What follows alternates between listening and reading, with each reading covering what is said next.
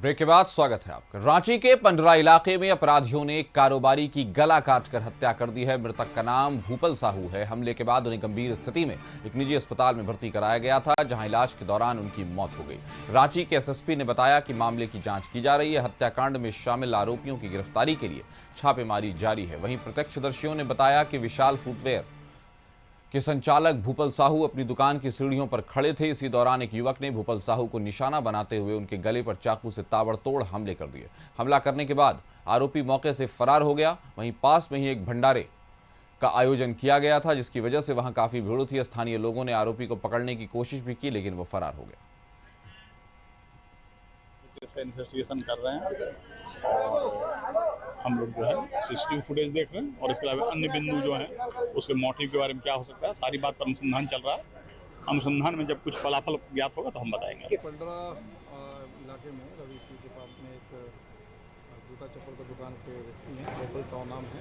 इनका जो है एक व्यक्ति के द्वारा जो है इनके गर्दन पर चाकू से हमला किया।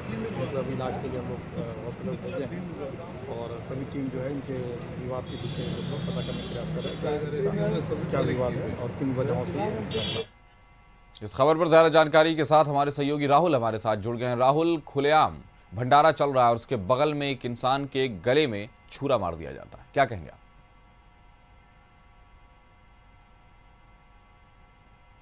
देखिए कासिफ, इस तरीके से राजधानी रांची में अपराधियों का मन बढ़ा हुआ है और उससे साफ जाहिर होता है कि उनके अंदर पुलिस का खौफ नहीं है। अभी अनिल टाइगर की हत्या का मामला ठंडा अभी नहीं हुआ था कि रवि स्टील चौक के समीप फुटवेयर व्यवसायी की गला रेत कर हत्या कर दी गई और अपराधी भी फरार होने में कामयाब रहे। उसके अलावा आप देखेंगे, अगर इससे पहले जाए तो जनवरी से लेकर अभी जो मार्च महीना चल रहा है, इसमें 7 से 8 हत्याएं रांची राजधानी में घटित हुई हैं। तो एक तरह से हम कह सकते हैं कि लॉ एंड ऑर्डर पे बड़ा सवाल खड़ा होता है। हालांकि विधानसभा में लॉ एंड ऑर्डर को लेकर लगातार सरकार को घेरने की कोशिश विपक्ष ने किया और विपक्ष ने यह भी कहा कि रांची के जो एसएसपी है उनकी कार्यशैली ठीक नहीं है, इस वजह से अपराधियों को लगाम नहीं लग पा रहा है। लेकिन अब देखना यह होगा कि सरकार किस तरीके से कदम उठाती है, क्योंकि राजधानी रांची के लोग भी अब असहज महसूस करने लगे हैं। जिस तरीके से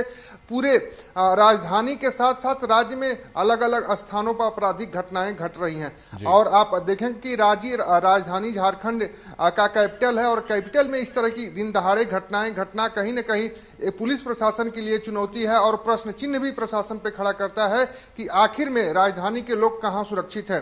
व्यवसायियों की हत्या होना, नेताओं की हत्या होना, ये तो अब लगता है कि रांची राजधानी में आम बात होती दिखाई दे रही है। अब इसको लेकर मंथन चिंतन करने की जरूरत सरकार और प्रशासन को हो।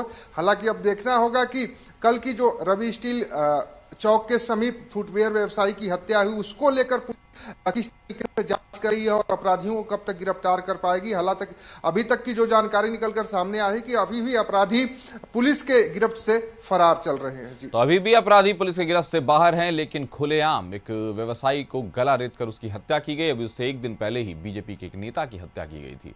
कहीं ना कहीं लॉ एंड ऑर्डर पर बड़े सवाल खड़े होते नजर आ रहे हैं। हमारे साथ जुड़ने के लिए आपका शुक्रिया। खबर पर नजर बनाए रखें।